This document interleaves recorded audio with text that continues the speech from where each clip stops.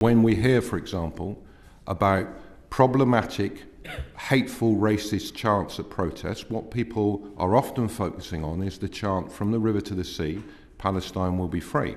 Now, this is a chant, and I get asked the question, do you tolerate that chant? We don't tolerate it, we chant it. I speak as a Palestinian. This is a chant used by the vast majority of Palestinians. It describes how their rights are deprived across all of historic Palestine, including if they're citizens of the State of Israel or living under military occupation.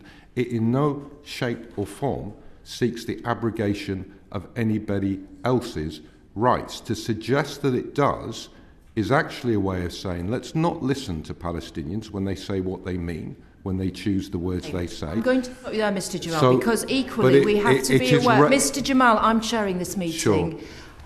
Thank you. I was just going to say to you that we understand how your views on that, but equally there are people who find that chant very offensive and believe that it's about the annihilation of the State of Israel. So I just think we need to have some balance there. The demonstrations that have happened, particularly outside MPs' offices, that's not anything that you've been involved in.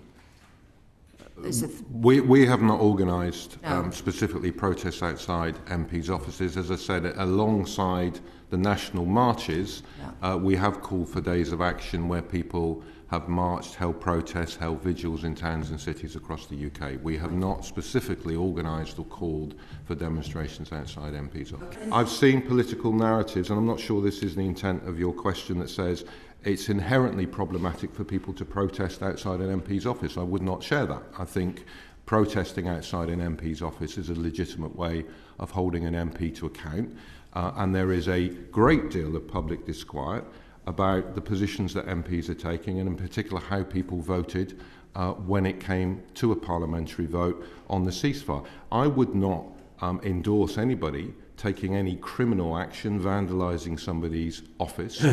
We wouldn't support that, but we also wouldn't make it our business to condemn any action that we have absolutely nothing to do with. So we would support people's right to legitimately and peacefully protest, including taking a protest to an MP's office. Does not seem to me to be inherently problematic. We wouldn't.